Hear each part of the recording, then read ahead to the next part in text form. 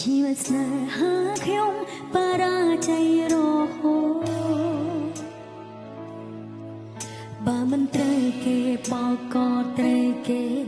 បងតាំងពីចេញមានស្នេហ៍ជួបតែមនុស្សត្រង់ពេលខ្លះលែងហ៊ានចង់សាស្នេហាថ្មីអ្នកណាក៏ដូចអ្នកណាគ្មានខុសគ្នាទេដល់ពេលបាញ់តែងថាខ្លួននៅខាងក្តីតែមិនអាចបន្ត